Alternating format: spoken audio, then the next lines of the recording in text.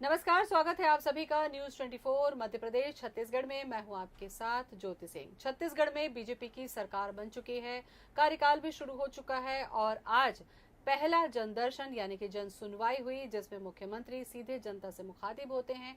कोई एक दिन निश्चित होता है जिसमें जो दूर दूर से लोग हैं यानी कि छत्तीसगढ़ के अलग अलग जिलों से जो लोग हैं अपनी समस्याएं लेकर जन सुनवाई के लिए पहुंचते हैं। कुछ लोगों को शिकायतें होती हैं, कुछ लोगों को जरूरतें होती हैं, तो कुछ बड़ी उम्मीदों से पहुंचते हैं मुख्यमंत्री निवास, जहां पर जनदर्शन के माध्यम से जन सुनवाई होती है। और अक्सर ये होता है कि मौके से ही कार्रवाई के आदेश दिए जाते हैं, शिकायतों का निराकरण किया जाता है। और ये बहुत महत्वपूर्ण होता है किसी भी राज्य के मुख्यमंत्री के लिए कि इस जनदर्शन के माध्यम से सीधे वो अपनी जनता से मुखातिब होते हैं, क्योंकि यही जनता उन्हें चुनकर 5 साल के कांग्रेस के कार्यकाल के बाद उनको विश्वास देती है, उनको सत्ता देती है। तो देखने वाली बात ये होती है कि ये जनदर्शन या ये जन सुनवाई जो होती है वो कितनी सफल होती है। क्या केवल ये सांकेतिक हो पाती है या वास्तव में इसके माध्यम से लोगों की समस्याओं का निराकरण हो पाता है। आज के जनदर्शन में हमने देखा कि बहुत सारे लोग अपनी जन सुनवाई लेकर पहुंचे थे, समस्याएं भी लेकर पहुंचे थे। कुछ एक ऐसे भी थे जो अपने विधायकों से नाराज थे, अधिकारियों से नाराज थे। तो देखने वाली बात होगी कि इस सुनवाई के माध्यम से कैसी कार्रवाई होती है। इसी पर हम चर्चा करेंगे। हमारे साथ मध्य प्रदेश छत्तीसगढ़ के एडिटोरियल डायरेक्टर मनोज सिंह बघेल जी हैं। मनोज जी, बहुत बहुत स्वागत है आपका। धन्यवाद। किसी भी सरकार के लिए जनदर्शन कितना महत्वपूर्ण होता है, क्योंकि मनोज जी सीधे तौर पर जनता के माध्यम से एक संदेश जाता है कि उन्होंने जिस मुखिया को सत्ता पर बैठाया है वो उनके कितने करीब है। तो देखिए ज्योति जी, लोकतांत्रिक व्यवस्था में ये कहा जाता है कि जनता के लिए जनता का शासन, ये माना जाता है। इसका कॉन्सेप्ट मतलब जनता द्वारा चुना हुआ शासक है, वो जनता से करीब जितना रहेगा उतने ही जनता जो है उन्हें पसंद करती है। तो ये व्यवस्था जो है इसी कॉन्सेप्ट पर जो है लोकतंत्र की नींव रखी हुई है। इसलिए मुखिया को, जो शासन का मुखिया है, उसको आम जनता से लगातार मिलते जुलते रहना चाहिए। शासन की योजनाओं की पहुंच दूर दराज तक, अंतिम व्यक्ति तक होना चाहिए, ये सैद्धांतिक तौर पे कहा जाता है। तो इसीलिए जो है जनता का एक प्रतिनिधि चुना जाता है जो शासन करता है, शासन की नीति निर्धारित करता है। तो ये बहुत ही इम्पॉर्टेंट है। जन दर्शन के माध्यम से जितनी जनता, आम जनता की समस्याएं हैं वो आती हैं। इसके अलावा जो शासन की योजनाएं हैं उसका फीडबैक भी जो है मुखिया तक पहुंचता है। तो ये 2019 तक ये व्यवस्था जो है चल रही थी, जब भूपेश बघेल की सरकार थी। तो सीएम हाउस में 2019 तक जनदर्शन का आयोजन होता था और जो है आम जनता जो है आके मुख्यमंत्री से मिलती थी, अपनी बातें रखती थी, अपनी शिकायतें रखती थी। इसके अलावा जो है शासन की योजनाओं की फीडबैक भी मुख्यमंत्री लेते थे। बाद में फिर कोविड आया, उसमें 2 साल का समय जो है, 2-2.5 साल का समय पूरी तरह से जब कोविड में चला गया। और उसके बाद मुख्यमंत्री भूपेश बघेल, उस समय के मुख्यमंत्री ने ये व्यवस्था की थी कि वो जाकर वहीं जाकर लोगों से मिलते थे। और उनका ये मानना था कि ऐसा करने से लोगों को का टाइम बचेगा और जो है उनको अनावश्यक भटकना नहीं पड़ेगा रायपुर आके। इसलिए वो हर जगह जाकर जो है आम जनता के साथ मेल मुलाकात का कार्यक्रम जो है वो उनका चलता था। लेकिन उसमें एक कमी ये मैं देखता हूँ कि वो फिर पूरी तरह से कलेक्टर द्वारा अरेंज्ड होता था। कुछ खास तरह के लोगों को जो है बुलवाया जाता था और उसको प्रचारित कराया जाता था और ये दिखाया जाता था कि कोई समस्या नहीं है। वो स्क्रिप्टेड, हाँ, वो स्क्रिप्टेड लगता था।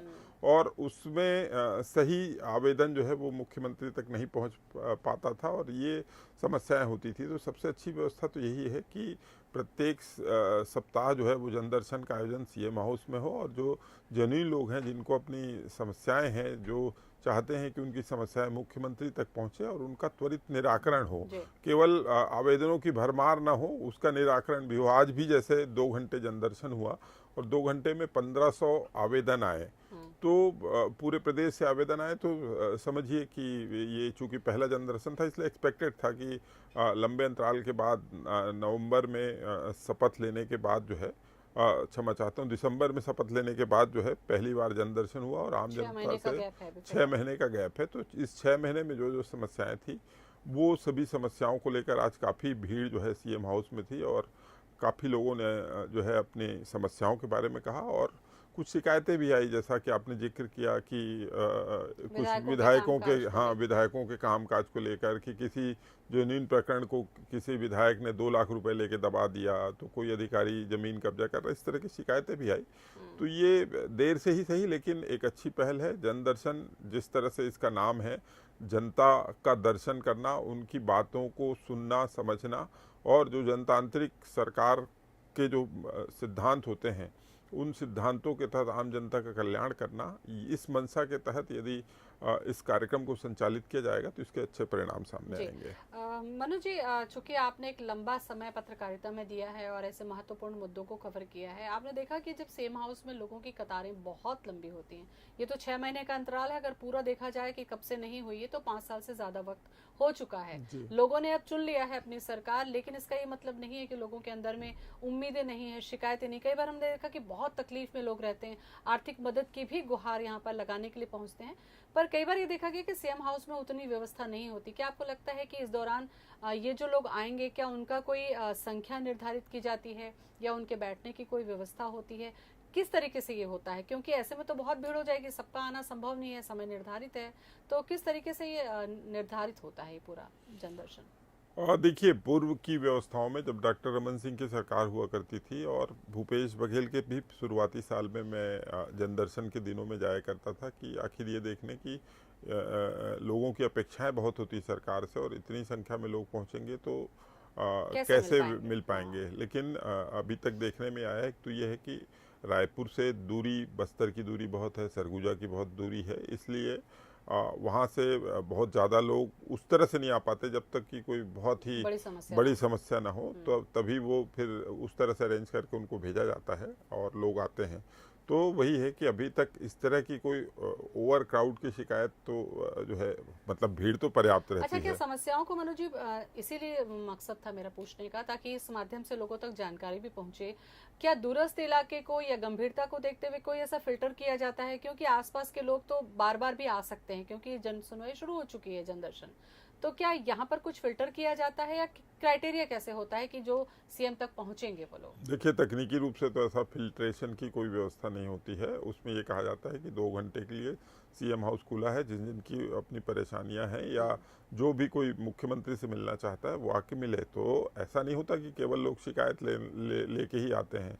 बहुत सारा प्रतिनिधिमंडल धन्यवाद देने भी आता है कि सरकार ने कोई बहुत अच्छा नीतिगत फैसला लिया है जिससे लोगों को फायदा होता है, तो ऐसी स्थिति में वो प्रतिनिधिमंडल आके धन्यवाद भी देता है। इसके अलावा 30 त्योहारों का मौसम होता है तो काफ़ी संख्या में महिलाएं राखी बांधने भी आती हैं। तो सवाल केवल अलग अलग समय पे अलग, बड़ा हिस्सा जरूर वो शिकायतों का रहता है, परेशानियों का रहता है, लेकिन उसमें सभी तरह के लोग होते हैं।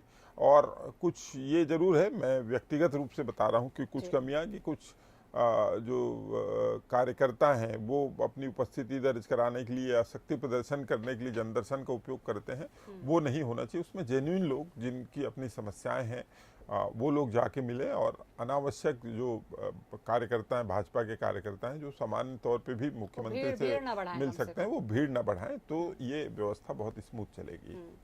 मनु जी, ये जो जनदर्शन होता है, क्योंकि हमने इसके पहले, जैसा कि आपने भूपेश बघेल का भी जिक्र किया, वो गांव में किसी पेड़ के नीचे या चौपाल लगाते थे, वहां पर हमने देखा कि त्वरित आदेश वो दे दिया करते थे। जनदर्शन में क्या ऐसा होता है कि कलेक्टर है या जो दूसरे अधिकारी हैं बड़े, क्या वो शामिल होते हैं? और सीएम चूंकि मुखिया हैं, उनका लिखना ही आदेश है, तो क्या आपने देखा है कि कुछ मदद की बात हो या कार्रवाई की बात हो तो तत्काल निर्देश भी यहाँ से देते हैं वो? बिल्कुल। पूर्व में जब जनदर्शन कार्यक्रम होता था तो उस समय सीएम सेक्रेटरीट के तमाम अधिकारी जो है वो वहाँ पर मौजूद होते थे, और वो जो है सेक्रेटरीट के जो उनके अधिकारी होते थे वो तुरंत, कुछ ऐसी बातें होती थी कि इसको तुरंत देखा जाना जरूरी है, तो संबंधित, मान लीजिए कोरबा की कोई समस्या है और उस दौरान ये लगता है कि अरे ये तो बहुत जेन्युइन समस्या है और इस पर तत्काल संज्ञान लिया जाना चाहिए, तो वहीं से जो सीएम सेक्रेटरीट के अधिकारी हैं वो कलेक्टर से वहीं से टेलीफोनिक बात करते हैं और सीएम की बात कराते हैं, और त्वरित रूप से इसका निराकरण होता है। तो वही है कि जितनी शिकायतें हैं उन शिकायतों का त्वरित निदान मौके पर हो जाए, इसके अलावा कुछ टाइम टेकिंग रहता है कि वो ऐसा या नहीं उनके रहता है संज्ञान में ले आया कि जाए, हाँ, इतना उनके महत्वपूर्ण संज्ञान में, होता तो है। वो सब उसका जन शिकायत निवारण एक पोर्टल होता है, उसमें उन बता पोर्टलों में सब में ये जानकारी डाली जाती है कि जितनी शिकायतें आई हैं उसमें कितने का निराकरण हुआ, निराकरण नहीं हुआ तो उसके क्या कारण थे, इन तमाम बातों का जिक्र भी जो है वो ऑनलाइन पोर्टल में किया जाता है। तो सैद्धांतिक रूप से बहुत अच्छी व्यवस्था है, लेकिन वही है कि इसका अनुपालन कितनी ईमानदारी से किया जाता है, बिल्कुल, ये मतलब जो सही महत्वपूर्ण लोग बात है। हैं वो मुखिया तक पहुंच सकें और उन पर कार्रवाई हो सके या उनके लिए कुछ किया जा सके।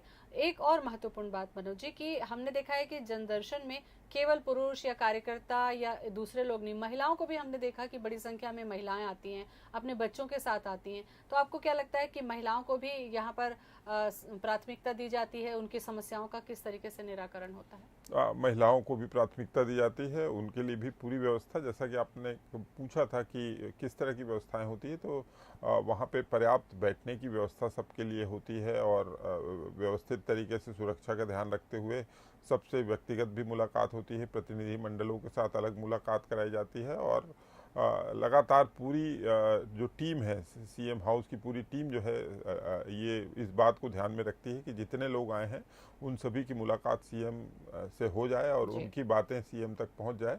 महिलाएं भी काफ़ी संख्या में आती हैं और उनकी भी सबसे सुनवाई होती उनकी है। भी सुनवाई होती है। और जनदर्शन का सबसे बड़ा लाभ मेरे को ये लगता है कि स्वास्थ्य संबंधी सहायता जो होता है, हाँ। शासन की बहुत योजनाएं हैं जिसका फायदा नहीं उठा पाते हैं, किसी अस्पताल में गए हैं तो वो भगा देते हैं कि स्मार्ट कार्ड यहाँ नहीं चलता है और नगद पैसे की मांग करने लगते हैं। इस तरह की बहुत शिकायतें होती हैं और मुझे उसके सबसे लिए बहुत संवेदनशील, फायदा, बिल्कुल हाँ। मुझे सबसे संवेदनशील विषय यही लगता है कि इलाज के लिए जो शासकीय सहायता है वो जनदर्शन में जाने से त्वरित रूप से मिल जाता है और वो एक सबसे जी। बड़ा फायदा जनदर्शन का यही दिखाई देता है मुझे। तो बहुत बहुत शुक्रिया आपका। तो जनदर्शन फिर से शुरू हो चुका है बीजेपी के शासनकाल में।